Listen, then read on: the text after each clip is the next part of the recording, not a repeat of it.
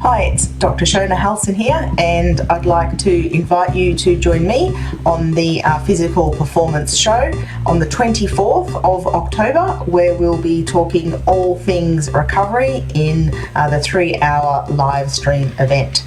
So we're going to cover essentially 4 modules around recovery. We're going to talk about the fundamentals of recovery. We're going to talk about periodization and adaptation. We're going to bust some recovery myths, and of course we're going to cover the best recovery strategy we have, which is sleep. So I'm going to go through a range of different things, talking about how we can help you pick your best recovery strategy, but also talk about some of the different aspects where there might not be a whole lot of science, to really help you look at how you can use recovery to really enhance your performance. Hi, it's Jemima Montag, Australian 20-kilometre race walker and Commonwealth Games gold medalist. You're listening to the Physical Performance Show. And the winner is... Failure is not an option.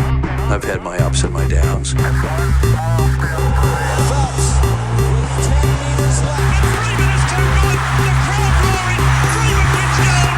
I think it's an absolutely breakthrough experience. Welcome to the Physical Performance Show, the show designed to inspire the pursuit of your physical best performance. I'm your host, Brad Beer. Listen in as we delve into how the world's top physical performers achieve their success, as well as the highs, the lows, and the journey of getting there. Let's get ready, set, let's go. Welcome to the Physical Performance Show, brought to you by our upcoming live stream event, Recovery Essentials for Optimal Performance with Dr. Shona Halson. I'm Brad Beer, sports physiotherapist and exercise scientist by trade and training, and founder of Pogo Physio. Each week, we'll bring you the latest and greatest information and inspiration designed to help you perform at your physical best. Of course, we do this across a range of different episodes: interest editions, featured performers, expert editions, and coaches' corners. Last week, we featured Louis Delahaye, head coach of the Dutch triathlon team and coach of the current female world cycling champion, Emonique van Luiten. And this week, we change gears and we jump over to a featured performer episode featuring 2018 Commonwealth Games race walk 20-kilometre champion, Aussie Jemima Montag. And we theme this show the highs, the lows, and the learnings. And Jemima does not disappoint in consolidating her experiences to date as an elite athlete into takeaway learnings for us as listeners. During this conversation, Jemima shares around the important role of an athlete's psychology in executing come race day, why keeping training fun and casual is so key as a junior. Jemima candidly shares the hard lessons that she learnt around why fueling must match the work being performed, and how for Jemima, doubling the training workload as a junior, transitioning into the senior ranks, whilst halving the caloric intake, created a performance void. Of course, there's the highs, lows, and many learnings, and Jemima issues a fantastic physical challenge for the week. And you'll hear Jemima reference fellow featured experts and featured performers of the Physical Performance Show's archives, which is a great example of how the learnings from the show are impacting athletes of all levels, recreational through to professional, as we all strive for the one common goal: to perform at our physical best. There's a lot in this conversation. Here is my conversation with Jemima Montag, Commonwealth Games race walk champion.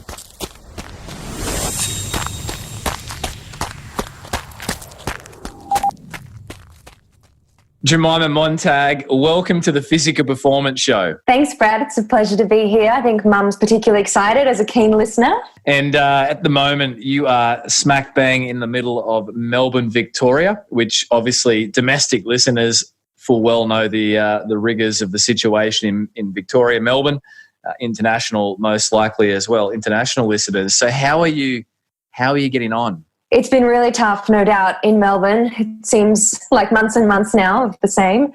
But I really do think that elite athletes are primed to deal with challenging times like this, where we need to be resilient. We hone these skills every day when we get injured, when we fall short, when we aren't selected on a team. We learn how to build back stronger and sort of deal with the monotony of day in, day out training. So I think all in all, it's been okay, but certainly we're developing that resilience muscle this year.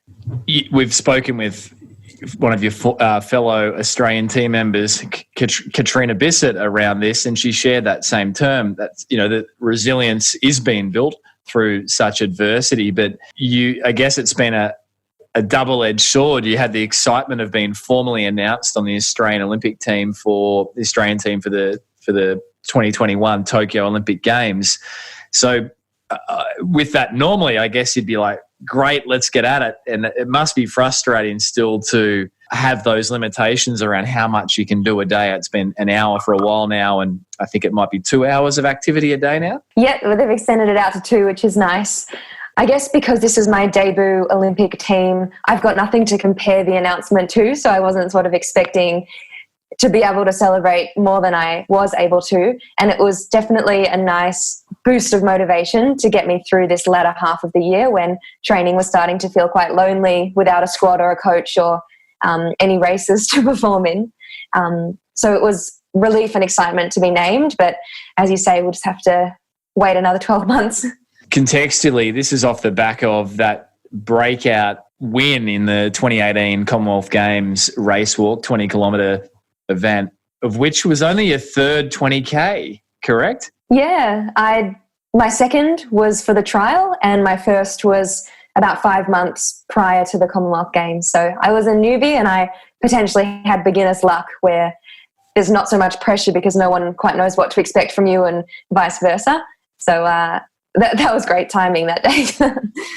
And since then, competition-wise, and we'll come back to the Com Games, obviously, and we want to also look at your formative years, but you also had the opportunity to represent Australia at the World Athletics Championships in Doha 2019. That was quite an unusual outing, right? Racing in the evenings due to the hot temperatures. So can we extract a little bit around that? How did you prepare for that in terms of heat adaptation, etc.? We had a very thoroughly planned lead into Doha. In the 5 weeks before we went into the holding camp, we were in St. Moritz. And so, as listeners would know, St. Moritz is altitude, but we also found a sauna in a local hotel that we would do passive heat in for up to half an hour after training sessions. And then immediately after St. Moritz, we went into Varese in Italy, where the ETC is, the European Training Centre, and that's where we had sort of heat all the time. But yeah, we were doing mixtures of active heat where we had a treadmill in a hot room and we'd do sessions in there and crazy amounts of sweating, and then that passive heat where you train as normal and then sit in the sauna or immersion in a spa. And in conjunction with this, we were working on hyperhydration practices. Professor Louise Burke was helping us with this through the AIS and other camps we went on throughout the year in Cairns and Mexico, all sorts of hot weather camps. So the hyperhydration was using a solution with glycerol, sodium and cordial.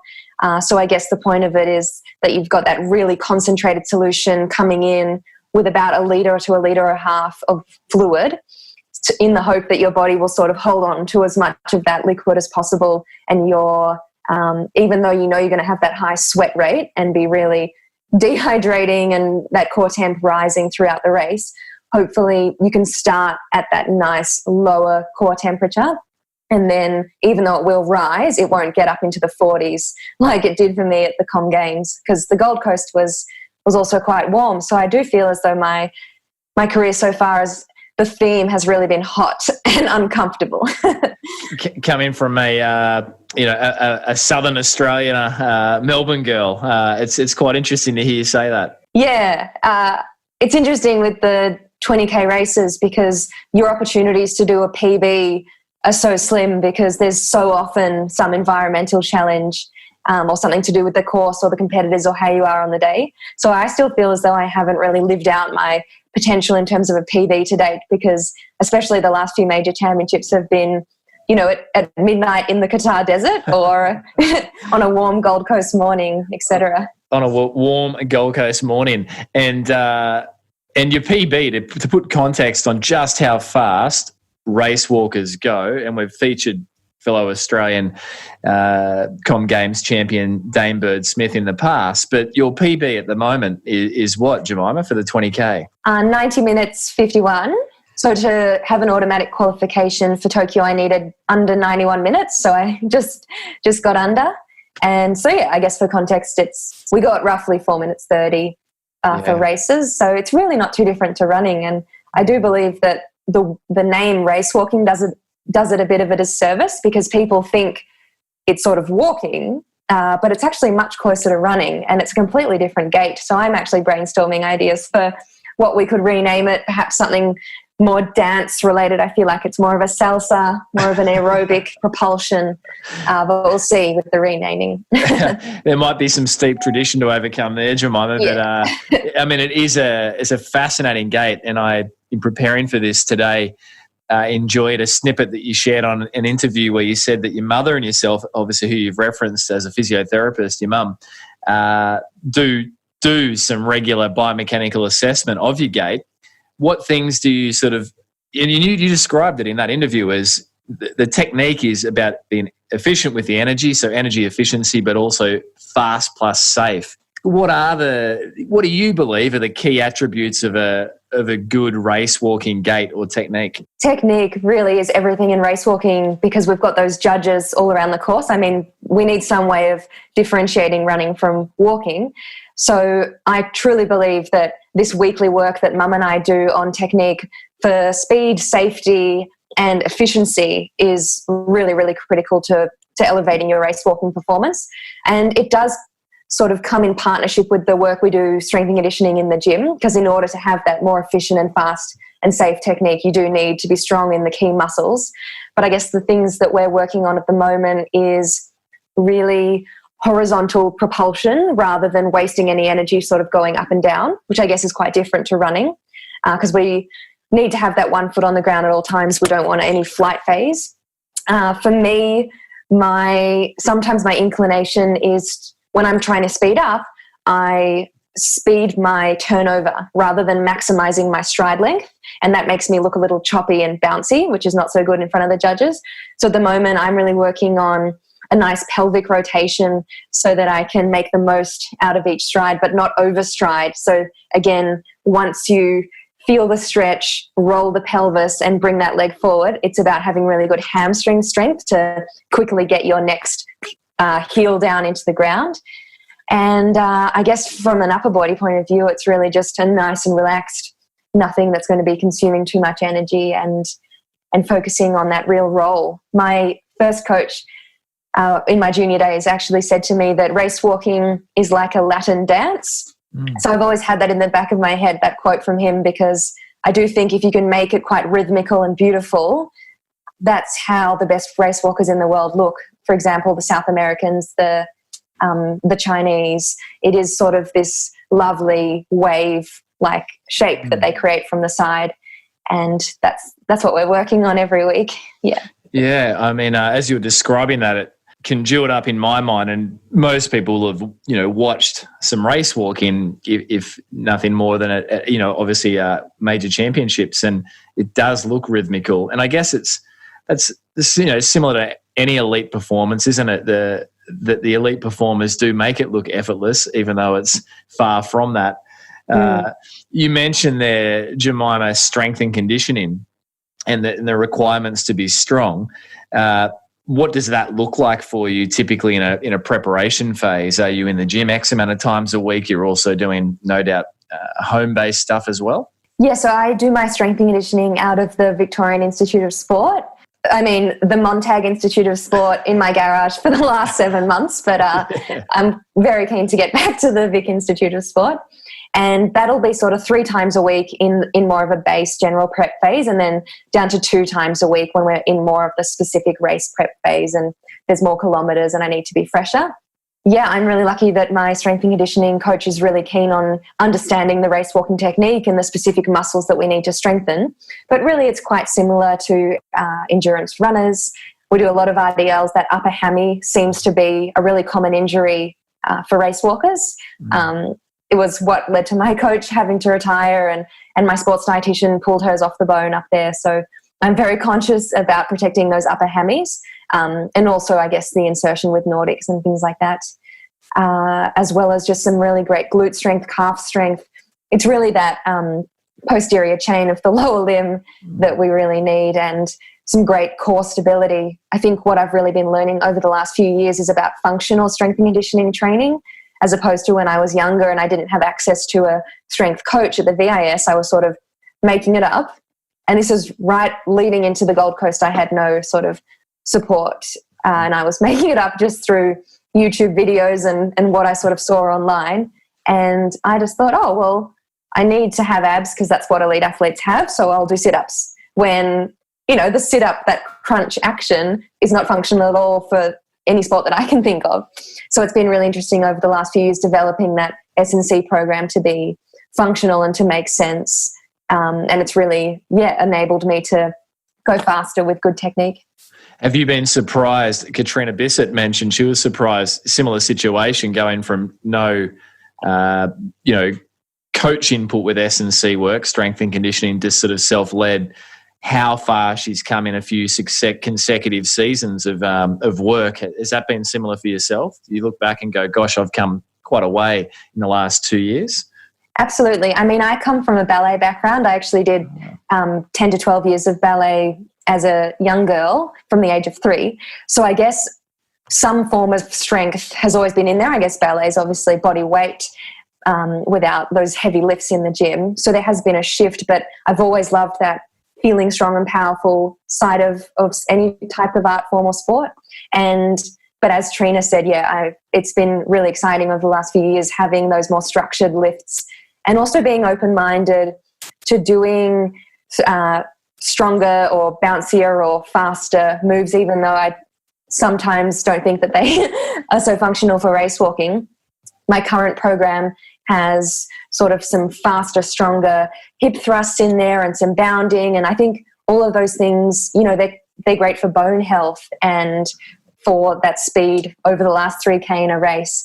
So I've still got a lot to learn, but that whole strength and conditioning area I find is so beneficial for injury prevention and as well getting to be able to go at your top speed feeling strong. Yeah, that's that dual win, isn't it? The extraction of your best propulsion-wise, force generation-wise, but also the underpinning injury protective effect from tissue conditioning, etc., as you mentioned, bone health. And Jemima, I'm curious, when you are competing or in a hard training session with the technique, the race walking technique, is it something that more or less you're consciously dialoguing every stride or every cycle of your gait around, ensuring there's no flight phase, etc., or can it get to the point where it's more, I guess, intuitive, like to a degree, distance running maybe? I think after a decade it is intuitive for me, but when I'm trying to work on a certain thing with my technique, I definitely have to be switched on and thinking about it. It's an interesting thing. I'm not sure if runners get this, but I find that my technique does change month to month, year to year, and I seem to have this subconscious nature to take on certain technical aspects that my training partners are doing. So I'll start to chop my stride the way they do or have a similar arm action. So it's been a good opportunity actually training on my own all year to really hone those aspects. But I guess in the latter half of a race or a training session when you are fatiguing, and we see this with endurance runners, marathon runners, as you fatigue, you're less in control of your limbs and what they're doing. And I mean, we had that example of that with the Gold Coast Commonwealth Games marathon where there was actually the fainting and the man who lost control completely and couldn't run any longer. So it's an interesting comparison with race walking, because if we don't maintain control of what our technique is doing, then there are the judges right there ready to disqualify you. So it is something that in the latter half of races or training sessions, my trigger words and my mental dialogue is very much focused around technique, which not only grounds me in the present and gives me a controllable to think about, but at the same time helps me with that speed and safety aspect, because I'm really having to remind myself, okay, keep that stride nice and long. Are you pushing off with that back calf? Are your shoulders nice and relaxed? You're not letting the nerves get to you, and, a safe, comfortable arm action. So I guess it's Sorry, Jemima, I cut you off.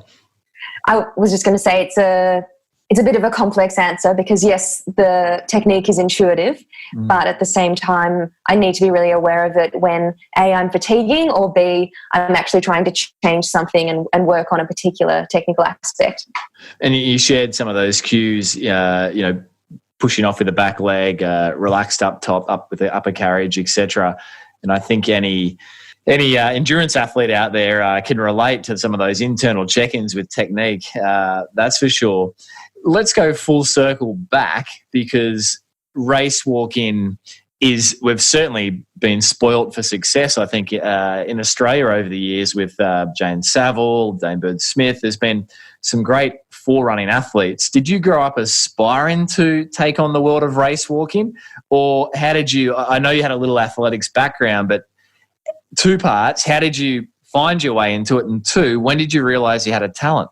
So I started little athletics with my younger sisters at the age of 7, and I was certainly a generalist growing up, and I was always really encouraged to try a whole range of sports, but not only sport, there were 3 musical instruments in there. I loved debating at school. I was quite academic. I loved ballet for the decade that I mentioned. I think I really believed I could have gone down any of those paths, and it certainly wasn't from the get-go I would like to be an Olympic race walker like Saville and Deaksy. It was very much, I'm going to throw myself into all of these different avenues and hone my skills across the board. And it wasn't until I was 18 and finished year 12 that I really started to focus all in on the race walking thing and really start to believe in myself on the world stage. And I think the learnings that come from that is the benefit of keeping it fun and casual as a junior athlete. For example, my junior squad, they would go to Falls Creek for altitude training, where the runners go as well every summer. And I never went on one of those altitude camps. I've still never been to Falls Creek. And my junior coach was really fantastic in that he wanted to see me twice a week. I would only race walk twice a week, honestly, until I was 18. And he loved that I was doing ballet and running athletics and cross country at school and trying my hand at basketball and soccer and all sorts of other things. When it came to that December time to go to Falls Creek for everyone else, I'd have conversations with him, and he understood that I wanted to spend time with my family up the coast and do lifesaving on Portsea Back Beach and learn those other skills and do running on the sand. And he actually encouraged that. And we fostered this connection, my junior coach and I, where he was really interested in me as a whole person. So often during training, we were just catching up about what I was learning in geography, and he worked for Melbourne Water. So he was interested in having a chat about that. So that was my race walking coach, and my running coach at school, Tim O'Shaughnessy, also fostered this awesome environment of running at school, whereby it was really taking an individual sport to become more of a team. You really felt like, as part of the cross-country team, you wanted to come together as a squad and learn how to train in that environment. And I guess across the board, training was fun. It wasn't overtraining or pushing to the max or any kind of pressure as a junior. I really do feel as though having that broad beginning where I wasn't focusing too hard on what the outcomes might be, but I was learning to be a part of a training squad and slowly learning how to maybe back up with a session in the afternoon, but it was, say, ballet or this soccer training or something else from my basket.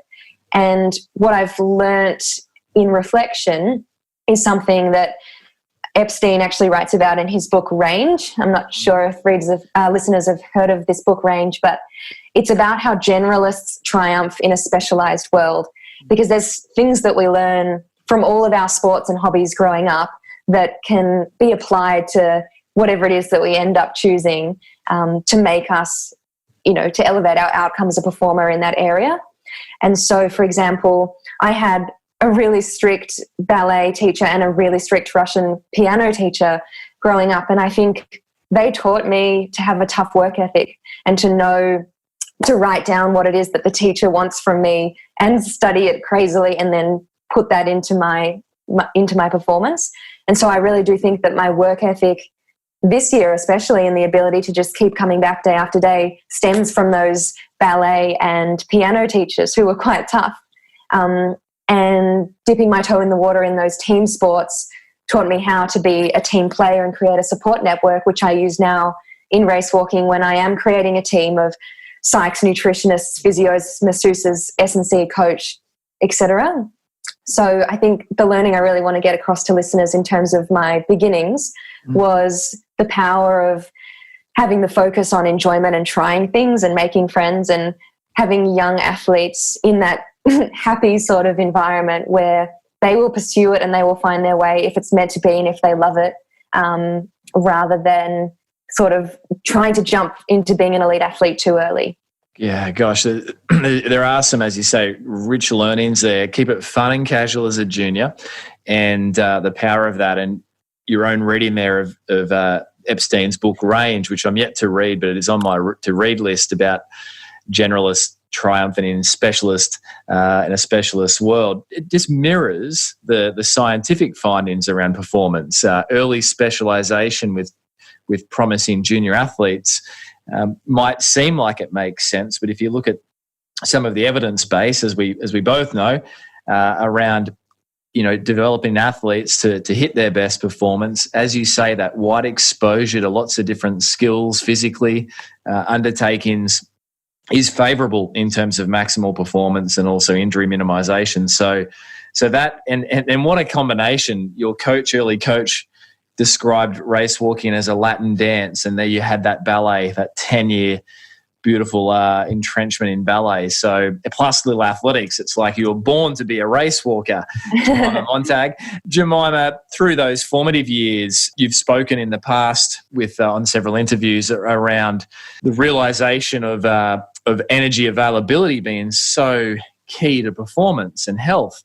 Can you talk through your journey around, as a female athlete, what you discovered around the need to make sure fueling was there, that thinner, that leaner doesn't necessarily equate to better performance and certainly not necessarily favourable health? So my story after finishing year 12 was basically that my self-doubt was at an all-time high, and I really wasn't sure whether or not I'd get back into elite sport because I'd really taken a step back during year 11 and 12 to focus on finishing school well, and I really wasn't sure where the sport thing would take me. But a family trip to Japan at the end of year 12 reignited my passion. We'd had the Rio Olympics that year that I was watching on TV while studying. And while we were in Tokyo on this family trip, my sister reminded me that the next games, which were meant to be this year, of course, would be in Tokyo, and wouldn't it be a nice idea if I tried to make the team and our family could return one day for more sushi and stationery. And honestly, when she said that, I probably laughed because I really didn't believe that I was capable. But something in that idea of putting on the green and gold as a senior athlete one day really excited me, and it felt good to have some kind of directional purpose or a feeling of belonging somewhere. I think in that post-year 12 time, we can all feel a little lost. So I decided to transition to be a senior athlete. And the interesting thing about race walking is that whilst the senior distance is 20 kilometres, we obviously can't start with that as a little athlete. So my first distance at Little Athletics was 1,100 metres, then 1,500 metres, and then it keeps doubling. So we went 1,500 to 3K, then 5, 10, 20. And when you're 18, it's time to do the big jump from 10 to 20K.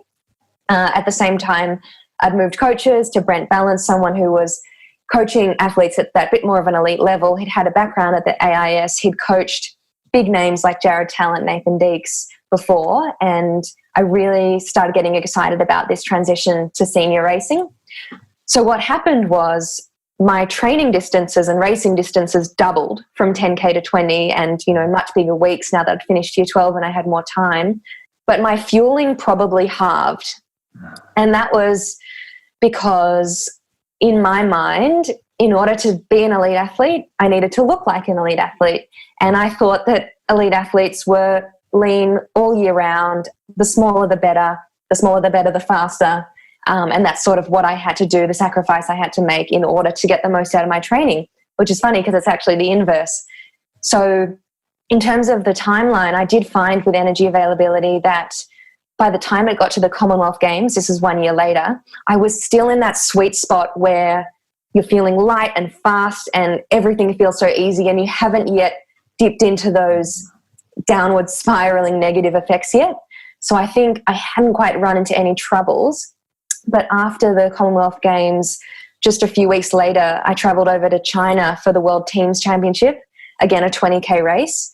And I think there was just I hadn't recovered quite well. I mean, obviously it had been a big mental, emotional, physical roller coaster, those Commonwealth Games, with the exciting result. But at the same time, my technique was worsening. I'd picked up a little foot niggle and energy levels were starting to dwindle, and I was disqualified at the 18-kilometre mark of 20 in that China race.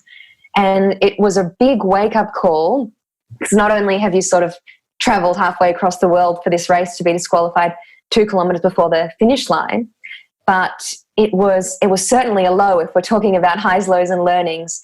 And it was also an opportunity to reflect and find some learnings and really start to learn more about this red S space and about the effects of energy deficiency, because I really think that before this point in my career, I only associated the fuel that I put into my body with how my body would look, body composition, and I didn't associate it at all with outcome or performance or how my physiology was operating, my heart, my lungs, everything else.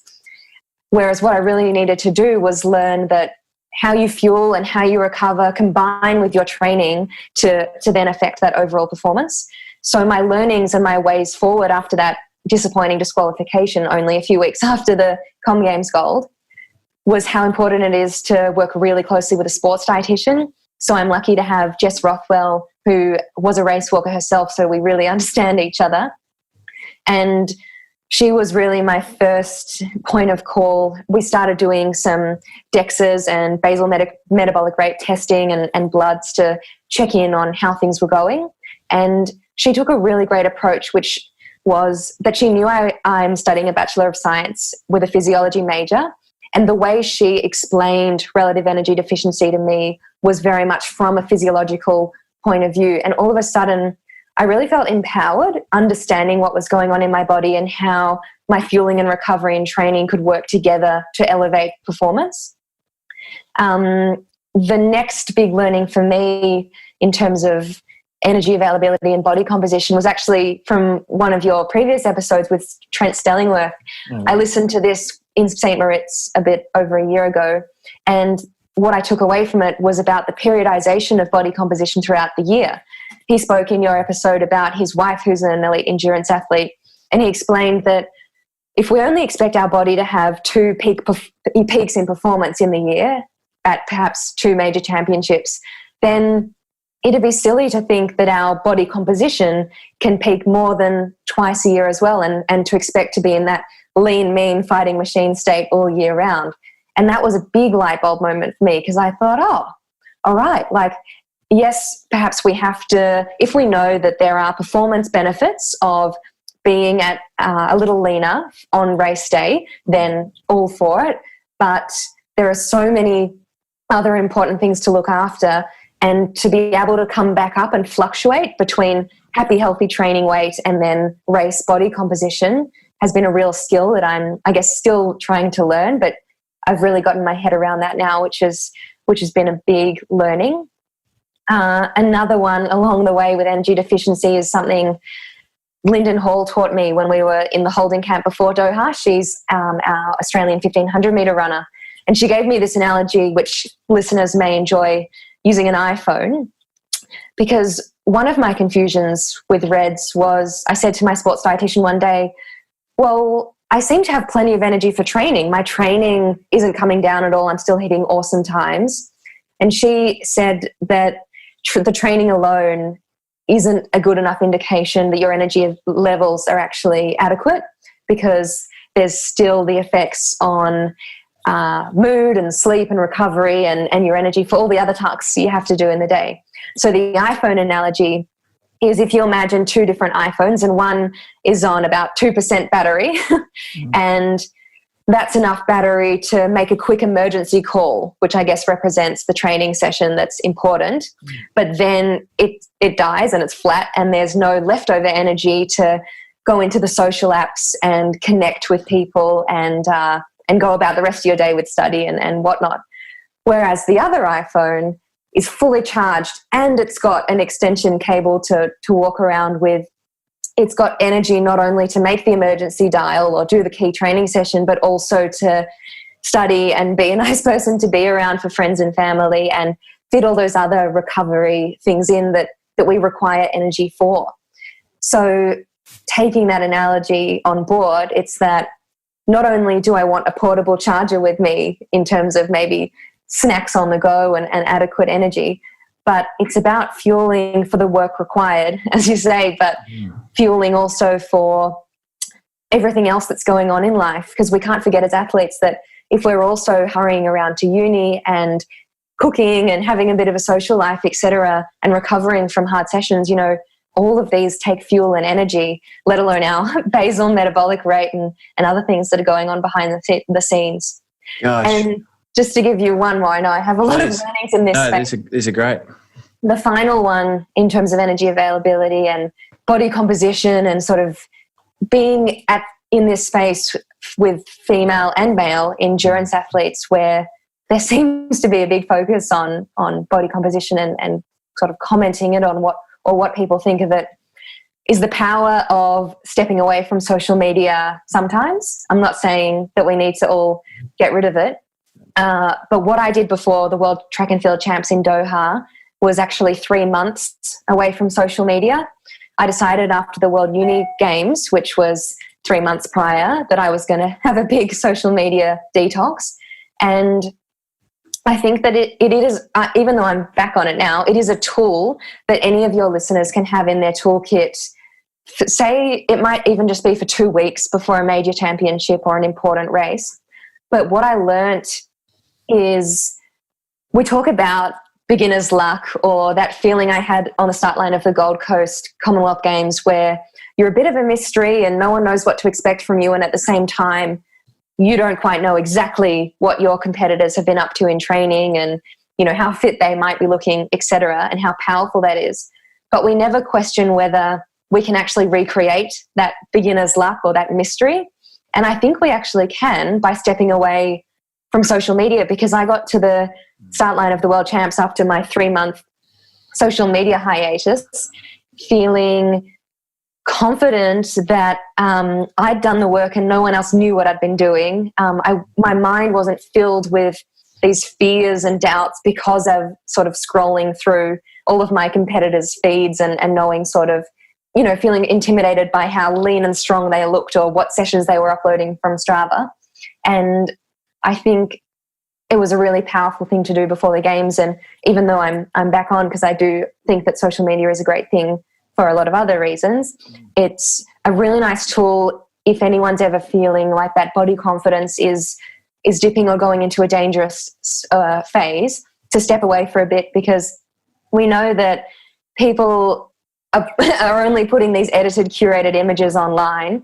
And I really would like to see and be a part of a shift in terms of what elite athletes are posting about their bodies on particularly on Instagram, because with that periodization of body composition across a year that we spoke about earlier, I think it's important as role models for younger athletes to be showing that in a year like this with no races, where we're more or less in a general prep base phase the entire year, we may look stronger and more normal in our Instagram photos, and that's a really great thing. And then with that ebb and flow of body composition, when the next races roll around, or for Tokyo, we may look a little different, but being a little more real about that changing body composition, I think, would be great for everyone's headspace. Yes, some terrific applications there of learnings around this space, and I've just jotted down a few just to reiterate, because they were so beautifully captured. If your training load doubles, your fueling needs to double as well.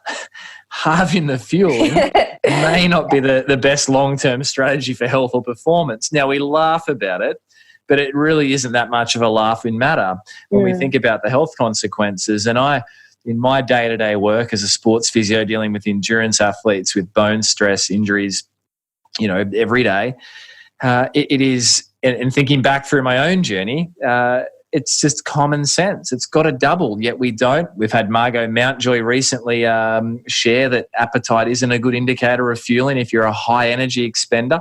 So, I mean, that was a beautiful statement you said there, that, you know, the training, you have to fuel for the work required.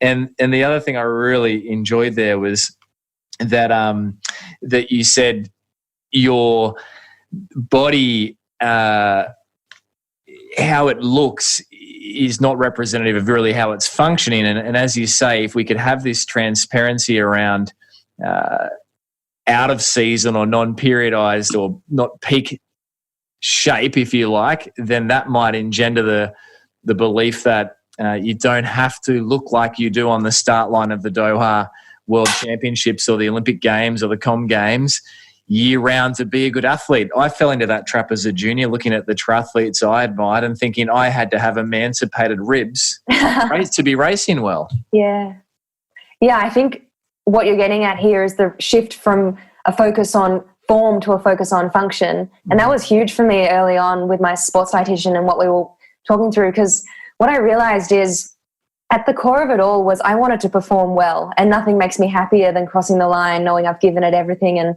hopefully with a PB. And I was only doing that, I guess, restrictive eating or trying to be in that lean form all year round because I thought that's what I needed to do to perform well. Whereas now that I've learned more about my physiology and how things work optimally, I've realized that I couldn't care less how I look on the start line. I mean, if I'm feeling strong, and it's all about how you feel and how you function, that's what truly makes me happy, and that's what I want to continue working towards.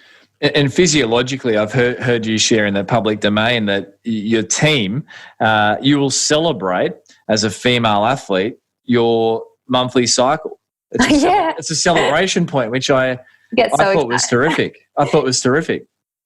I mean, I think we're lucky as female endurance athletes to have that great indication of energy availability and the potential for bone stress injuries and et cetera. So I'm really grateful for the menstrual cycle as that indicator. And it's just a really nice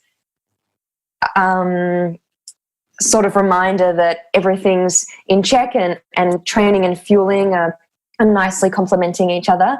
And even though I have been able to get things going for over a year and a half now and everything seems great, it's still a big excitement every time the month rolls around and I send all these red emojis to my usually sports dietitian and my mum and maybe my psych, and they get excited. Yeah. So I think the menstrual cycle is something that female athletes can really start to harness and again change that mindset to working with our physiology rather than battling against it or wishing it away or seeing it as a burden.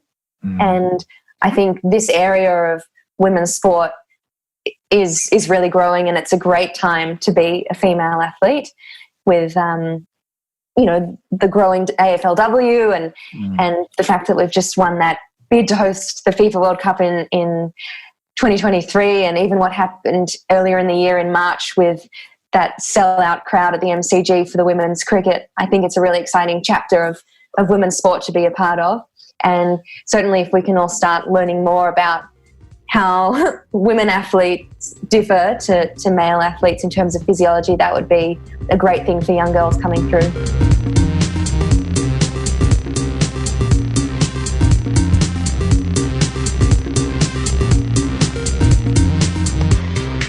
You're listening to Jemima Montag, 2018 Commonwealth Games female race walking champion, sharing around her career highs, lows, and learnings to date. Support for today's show comes from our upcoming live stream event, Recovery Essentials for Optimal Performance, with none other than former Expert Edition guest, Associate Professor Shona Halson. It's been said multiple times on the Physical Performance Show, it's a Shona Halson maxim, and that is, the only training we are benefiting from is the training we are recovering from. Now, we all spend hours and hours on the training side, but how much of our optimal performance do we leave behind through not fully understanding not the fads of recovery, but the hard science and the best strategies that underpin optimal recovery? So during this 3-hour live stream, Dr. Shona Halson will cover 4 key modules: the the fundamentals of recovery periodization and adaptation. In other words, how to structure your recovery across a season. Sleep science, optimization and essentials, and recovery science mythbusters. There's a Q&A component as well, and all registrants for the live stream receive a workbook and post-event recording access. Tickets are available from just $49. This is a live stream not to be missed if you value pursuing your own physical best performance. It's ideal for practitioners, athletes and coaches, and tickets are available now over at pogophysio.com.au/Dr. Halson live stream. For now, let's jump back with this week's featured performer, 2018 Commonwealth Games race walking champion Jemima Montag, sharing around her highs, lows and many learnings.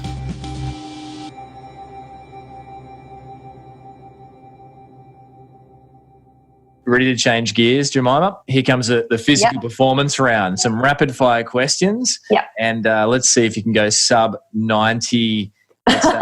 Sub 90, 51. We're going to shave a few seconds. So, training session most disliked. I have a weird answer for this one, and it's because it's not necessarily a type of session I love or hate. It's about the mindset I create and whether I'm in the driver's seat that day.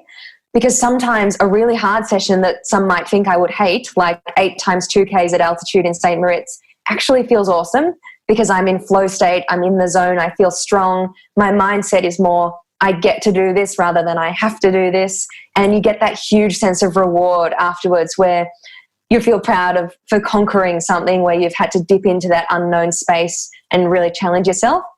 So that's sort of a love-hate session. And another love-hate session is something that may seem easy, like a little afternoon speed session I had a week ago, which was 10 600s. It was just meant to be race rhythm. But it felt like the hardest thing in the world because I wasn't in control of my mental dialogue. It had been quite a difficult emotional week with Melbourne's lockdown and having to stay away from my partner because he's a doctor in a COVID ward.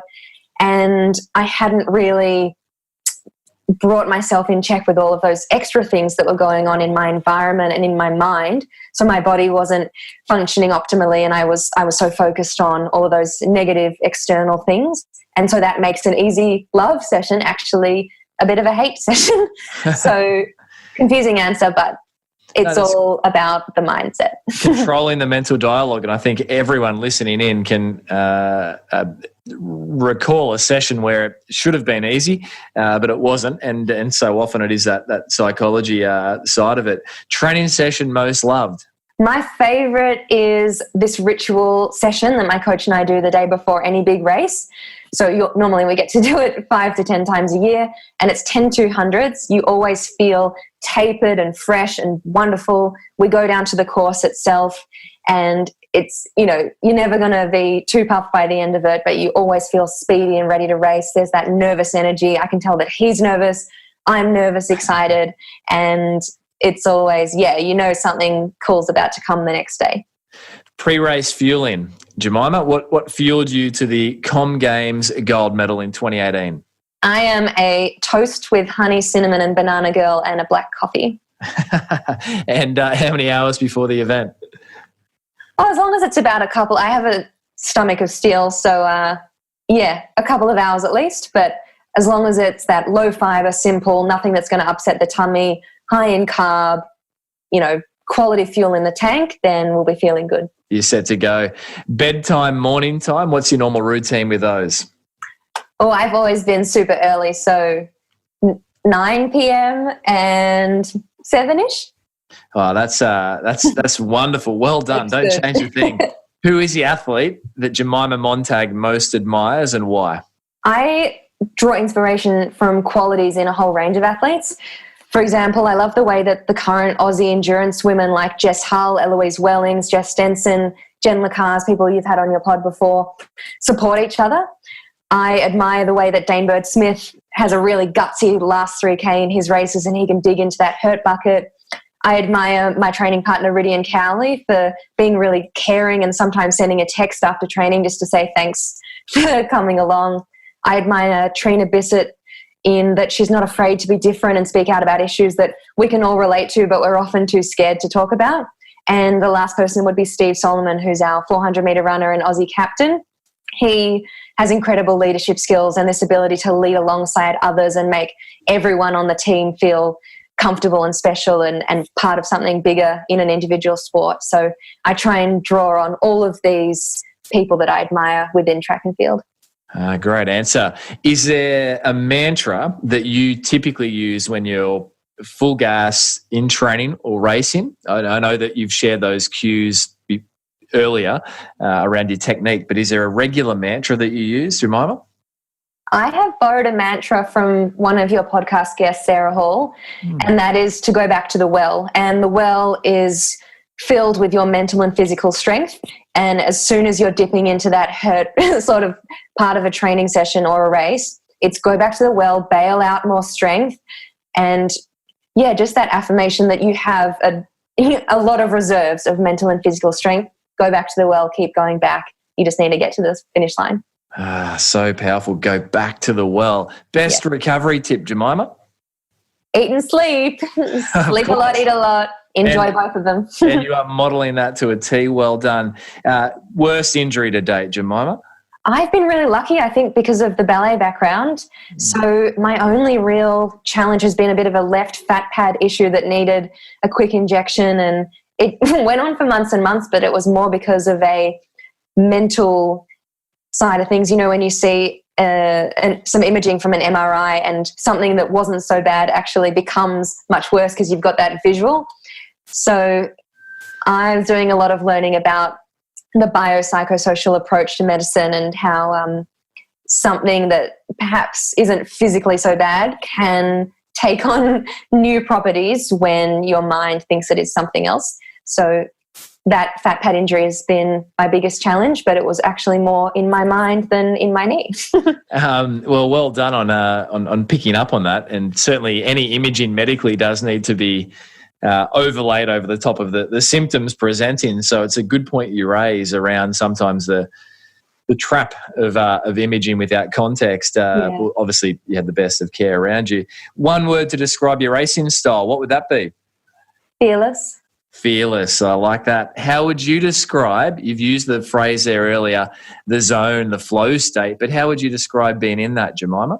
In the zone is when you're simultaneously confident and fearless and you know there's something to lose. Like it's almost that fear of success at the same time as fear of failure, but you're backing yourself because you know that you've put in a really great block of work and things feel effortless. Gosh, effortless comes up regularly, but I haven't heard anyone describe it in those terms before. It was, what was it again? It was simultaneously feeling fearless and... Yeah, that fear of success and fear of failure at the same time. There's something to lose, you said. Yeah, there's something to lose. Gosh, and if I think back to prior featured expert Rian Doris around the flow state, we know that a flow trigger is when the challenge exceeds the skill level by, science says, circa 4%. So that would speak to what you just shared. It's that tipping point of, have I got this, have I not? And sitting, I guess, comfortably uncomfortable. When was the last time, Jemima, you're in the zone? Surely it wasn't the 2018 Com Games. No, I was in the zone Doha. In training on Tuesday. I had a great, I think you can find flow state in training, and it's been interesting because I've been working on some technical things with Mum over the last few weeks, and for quite a while it hasn't clicked and it's felt hard and it feels like more energy sapping even though I'm trying to do more efficient technique, which doesn't make sense. But on Tuesday everything seemed to click and it felt easy and it was beautiful weather and I felt good about myself and that was flow state. That was nice. I savor the days. Gosh, that's they are rare and they're memorable. And finally, in the performance round here, Jemima, the hardest session you've ever done? Oh, for sure. 8 times 2K at altitude in St. Moritz. That is a killer. With my coach on the bike, sort of, he goes at the pace he wants me to walk. And if I'm trailing behind, he just points behind the bike and he says, actually, he doesn't say anything. He just points. And it's this sort of, you better get right behind the bike, otherwise it's taking off without you. And the 2K repeats, what sort of time are you cycling through on those? At altitude, obviously. Dipping under 9 minutes is a nice thing because I guess that's key race pace. at altitude once again. Yeah. Yeah, gasping for air. Well done, Jemima. You're out of the performance round. You're listening to Jemima Montag, 2018 Commonwealth Games race walking road champion, sharing on her career highs, lows, and learn-ins. If you missed last week's episode, it was an expert edition featuring one of the planet's great endurance coaches, Louis Delahaye, current coach for the Dutch Triathlon Federation and coach of the current female world cycling champion, Emmonique van Vleuten. Louis Delahaye regularly consults to the planet's best endurance athletes, including Kenenisa Bekele ahead of his 2019 historic Berlin Marathon, where he missed the world record by a mere 2 seconds. Here's a little snippet of my conversation with Louis Delahaye. There are rules for training, how do I make a training program, etc., etc. So that is something you can learn. Coaching you also can learn, of course, but coaching is more put the things in a context. 2-hour cycling, for me, is not 2-hour cycling. If done at sea level or altitude in 30 degrees or 10 degrees, on a hard course or an easy course, things like that. And I think the coaching part is okay, you did your training. My work as a coach starts then, because you evaluate the training with your athlete. To glean from the many learnings that Louis shared on last week's episode, jump back with your pen and paper and enjoy the full episode. Of course, whilst there, peruse the archives dating right back to episode 1, featuring Australian life-saving Ironman champion Ali Day. For now, let's jump back with this week's featured performer, Jemima Montag, 2018 Commonwealth Games race walking champion, sharing on her career highs, lows, and learn-ins. Now, every guest of the show issues listeners with a physical challenge. So what is Jemima Montag's physical challenge to listeners going to be? My physical challenge is a foot exercise from my physio, Tessa Hines, another keen listener of the show. And it's called a flexor hallucis toe tap, or the 1st and 5th foot intrinsic muscle toe taps. I like to incorporate this into the warm-up of my strength and conditioning program. And I guess the purpose of it is that the forefoot is a platform from which to propel. So control and strength around this area is really important for race walkers and runners. And it actually escalated in importance, this exercise, because of its implementation in the Australian ballet training program. And as soon as the ballerinas started doing it, they had this subsequent massive drop-off in the need for foot surgery. And I've also heard that the AFL clubs are all sort of using these retraining foot techniques as well. So basically how you do it is you stand up barefoot and try and sort of splay your toes out so there's nice gaps between them. As controlled as you can, you try and lift just your big toe, leaving the other 4 down on the ground, and bring it down quite slowly. So maybe up for 2 seconds, down for 2 seconds, repeat 10 times. And then what's even harder is to lift just your pinky toe, just the 5th toe, leaving the other 4 down, slowly up and down 10 times. And I like to do 3 sets of 10. So it's the most challenging exercise I've ever been given, even though it's just to do with your little pinky toe and your big toe. But I think developing foot strength and that ability to propel yourself using that forefoot is really important. And race walkers, runners, anyone can incorporate this into their daily sort of mobility activation program. How long have you been going at this for, Jemima? Just this year, when the Olympics were postponed, I started including a lot more running into my program rather than being in a specific walking phase. And all of a sudden, there was actually a lot more load going through my feet, because even though people look at race walking and think, oh gosh, that must be not so wonderful for your joints and your body, there's actually less force going through because it's more of a glide across the ground as opposed to the running where you are sort of pounding into the ground. So my feet started developing some little niggles when I started running more, and I needed this flexor hallucis toe tap to really get them stronger if I wanted to run more. And I think, Jemima, it'd be great if we can get a Jemima Montag demonstrated video of the flexor hallucis toe taps, as was shared with you from your physio, Tessa, and obviously the beautiful work that's around the AFL/ballet world where foot functions so readily identified. And Jemima, every guest boils down their learnings to date, which for you are so young in years, so accomplished in achievements, to one piece of advice to help the listeners of this show perform at their physical best. what would Jemima Montag's single piece of advice be? I would say do everything with purpose. And what I mean by that is purposeful fueling, purposeful training, purposeful recovery, and a purposeful mindset. So when you're fueling with purpose, you're fueling for the work required. You're reframing from, fueling to look a certain way to actually fueling for performance. When you're training with purpose, it means having open conversations with your coach about why you're doing certain sessions, and it makes each session feel more meaningful and you can execute them better. When you're recovering with purpose, you're thinking, okay, what do I need to include so that I can get the most out of my sessions? Because as they say, the only sessions you benefit from are the sessions you recover well from. And it means that you can attack those hard days hard and cruise easily on the easy days. And I think zooming out in terms of doing everything with purpose, it's about nailing your broader purpose. The why factor that athletes always talk about is really key, especially to get you through challenging moments, whether they be 1 minute of a race where your inner critic, those negative thoughts are starting to lead you astray. If you're really sort of set on what your purpose is, what that why factor is, it may be the difference between winning and losing, or PBing or not in that race or in that training session when you're not quite sure whether you can hurt and dig into that unknown space. Articulating and being able to sort of adapt your why factor over time is critical. So in essence, do everything with purpose. Do everything with purpose. How fantastic. Jemima, well done, and thank you for your contribution to the Physical Performance Show. And if listeners want to find out more about your world, follow the journey, where can they go? Go to Instagram, so at Jemima Montag. That's sort of the only place. Yep, just that one. And as you shared earlier, it's a tool, and there we'll see you on it at times, and other times leading into a major championship. Don't expect to likely see you on there. Exactly. And Jemima, you're an outstanding young Australian and such a big future. So certainly we wish you all the best in the preparation now for Tokyo 2021. Thanks, Brad.